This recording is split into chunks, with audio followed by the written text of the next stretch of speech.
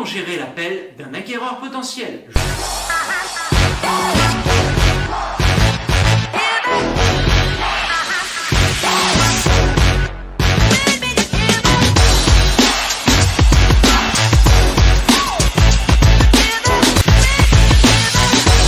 vous invite à vous abonner à cette chaîne si ce n'est pas déjà fait en cliquant sur le bouton s'abonner. Rejoignez plusieurs centaines de négociateurs déjà abonnés à cette chaîne. Comment gérer l'appel d'un acquéreur potentiel? Oui, bonjour, je voudrais visiter aujourd'hui, est-ce que c'est possible à 14 h? Oui, tout à fait. Je regarde mon agenda, très très bien. Je vais prendre votre nom, on sort un bon de visite. Je vais prendre votre prénom, on remplit votre visite. Je vais prendre votre adresse. Je vais prendre votre numéro de téléphone. Mais pourquoi vous me demandez tout ça? Je prépare le bon de visite. Vous allez signer un bon de visite. C'est un papier qui reconnaît que vous avez visité ce bien par mon intermédiaire. Et si vous l'achetez, vous nous réglez nos honoraires à l'agence. C'est normal, ça fonctionne comme ça. Très bien, je comprends. Alors, vous voulez quoi? Le numéro de téléphone, il me manque. Et puis l'adresse email. Très très bien. Ainsi, je vais pouvoir vous envoyer d'autres photos, un plan, une visite virtuelle, une vidéo. Avant même la visite. Je vous l'envoie tout de suite. Vous me rappelez 2 secondes derrière. Paf. Non, je veux pas, c'est pas la peine, je veux visiter.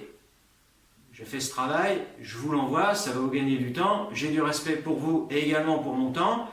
L'emploi du temps, vous le savez bien évidemment, est chargé. Je vous envoie l'email tout de suite afin que vous puissiez regarder. Vous prenez congé si les gens refusent l'email que vous allez leur envoyer. Vous envoyez des informations complémentaires, vous leur dites que vous allez bien évidemment derrière organiser une visite, s'ils vous rappellent, et que justement après avoir visité virtuellement l'appartement, après avoir vu l'orientation, après avoir vu la vidéo, ça leur convient. Mais hors de question de faire une visite pour dès qu'ils arrivent, vous disent « Ouh là là, non, ça ne nous plaît pas. Ah ben les photos, elles sont top vos photos, mais là, non, le quartier, le plan, l'orientation, non, ça ne me plaît pas. Voilà, au revoir monsieur. » Non, passe pas 2 heures à se déplacer, organiser une visite, alors qu'on fait un travail marketing important. Donc voilà vraiment comment on qualifie un acquéreur qui appelle au téléphone. Quand vous êtes dans une agence traditionnelle, vous donnez rendez-vous à l'agence. Et qu'est-ce qu'on fait? Une découverte du client. Donc nous, au téléphone, quand le téléphone sonne, la découverte de l'acquéreur potentiel se fait donc au téléphone. Et donc on pose un certain nombre de questions. Et pour poser, du moins justifier naturellement les réponses qu'on attend, on remplit un bon de visite. Ça évite de reposer les questions par la suite si on ne les a pas posées dans le bon ordre au départ. Vaut mieux les poser dès le départ. Ce qui permet de voir sur le bon de visite où habite aujourd'hui le visiteur qui nous appelle l'acquéreur potentiel. Est-ce qu'il est de la commune, est-ce qu'il est de la région, ou est-ce qu'il habite par exemple à l'autre bout de la France? Dans ce cas-là, on va poser un certain nombre de questions supplémentaires, puisque bien évidemment, ça va nécessiter d'organiser un trajet de sa part, éventuellement un logement dans la région, et bien évidemment, mais pourquoi vous venez là? Vous habitez à Paris, à Marseille, à Lyon, à Strasbourg, pourquoi vous venez par exemple dans l'Eure-et-Loir? Pourquoi vous venez dans l'Eure-et-Loir? Rapprochement familial, vous travaillez? Oui, je travaille, je suis en vie active, je suis muté professionnellement à l'usine Tartampion qui est justement implantée à cet endroit-là. J'ai un poste qui se libère et aujourd'hui on m'envoie dans cet endroit-là et donc voilà pourquoi je déménage. Donc effectivement, il déménage, il cherche à déménager, il cherche à acheter. Vous avez une véritable motivation. Si la personne est du secteur, on écoute bien évidemment, on ne fait aucune supposition, on écoute bien évidemment les réponses à la question « Pourquoi vous déménagez? Vous n'êtes pas bien où vous êtes rue Tartampion dans telle commune ?» Non, on veut se rapprocher parce que proximité du travail, proximité de l'école pour les enfants, ou finalement ce quartier on l'aime un peu moins, on veut se rapprocher de la plage de tel endroit. Voilà, envie de changer d'air tout simplement. Puis notre maison, on l'a fait construire, on prend la plus-value, on a envie d'acheter une nouvelle maison. Voilà, peu importe la raison, mais il faut que la raison soit réelle et qu'on vous l'explique. Voilà.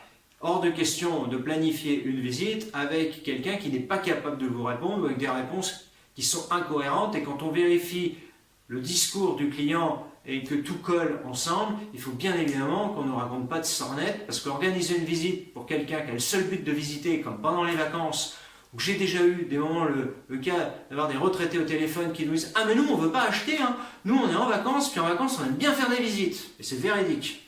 Et vous le savez, ça vous est sûrement arrivé. Alors bien évidemment, on ne se justifie pas avec la véritable raison pour laquelle on va refuser la visite en disant « moi je prends pas de touristes, je prends que des visiteurs sérieux qui veulent acquérir ». Si vous dites ça, ils vont trouver le moyen de rappeler avec un autre numéro ou avec un autre nom ou peu importe, ou madame ou un voisin, ou ils vont appeler pour eux pour organiser la visite. Et bien évidemment, pour vous faire perdre de temps, ils vont réussir à vous le faire perdre. Mais comme ils ont été relativement honnêtes et légèrement intellectuels de vous dire la véritable raison, qui est fort déplaisante, de faire une visite de touriste, et bien nous on va être un petit peu adroit, on va leur dire écoutez, il est vendu.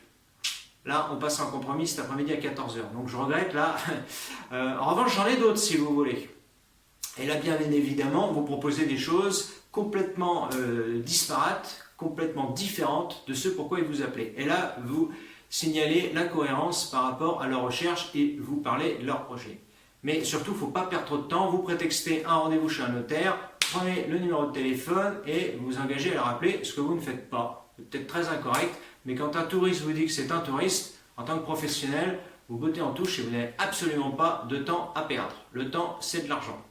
Surtout en tant qu'indépendant. Un acquéreur vous appelle, vous donne la véritable raison de son acquisition, ses véritables motivations. Ok, il vous rappelle, il a vu le plan, il a vu l'orientation. Dites-moi ce que vous avez visité jusqu'à présent. Combien de biens vous avez vu? Forcément, s'il est au début de visite, s'il n'en a visité aucun, même si c'est fait pour lui, il n'achètera pas tout de suite parce qu'il voudra en voir d'autres pour se faire une idée. Donc ça, éventuellement, faut pas trop accepter de visite avec des gens qui sont en début de recherche parce qu'ils ne savent pas ce qu'ils veulent. Alors, c'est délicat de refuser une visite, mais si jusqu'à présent ils n'ont rien visité du tout, la simple visite virtuelle peut faire que, écoutez, là j'ai pas mal de visites, on va organiser la visite pas avant 10 jours parce que là mon emploi du temps est complètement plein. Vous gagnez du temps. D'ici là, ils auront un petit peu avancé, mais il ne faut pas forcément accepter des visites avec des gens qui viennent de juste démarrer, qui n'ont rien visité. À l'inverse, si ça fait déjà 6 mois ou 5 ans qu'ils cherchent le mouton à 6 pattes, et quand vous avez une date de déménagement avec une véritable raison, c'est-à-dire une mutation professionnelle,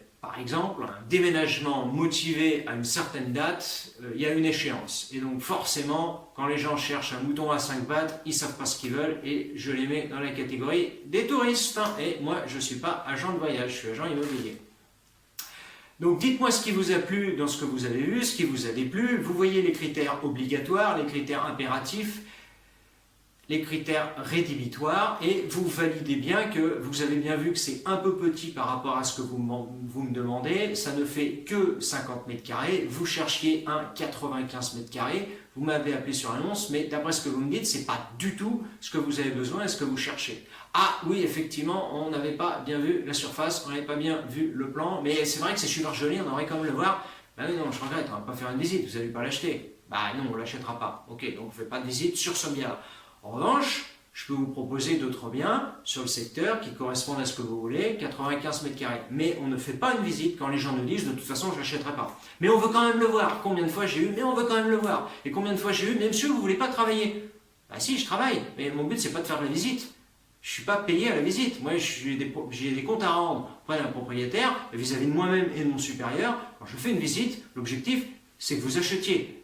L'objectif aujourd'hui de l'email que je vous ai envoyé, la visite virtuelle, la vidéo que j'ai faite, le plan que j'ai établi et des photos complémentaires que je vous ai envoyées, c'est que vous voyez vraiment le bien. Si vous venez le voir, c'est pour l'acheter. Mais si dès le départ vous me dites que vous ne l'achèterez pas, je regrette. Là, effectivement, vous comprenez que je ne veux pas travailler avec vous dans cette visite. Voilà. Si vous avez aimé cette vidéo, vous pouvez liker, vous pouvez vous abonner à cette chaîne si ce n'est pas déjà fait, et vous pouvez nous dire dans les commentaires comment vous qualifiez un appel d'un acquéreur potentiel au téléphone. Merci et à bientôt dans une prochaine vidéo.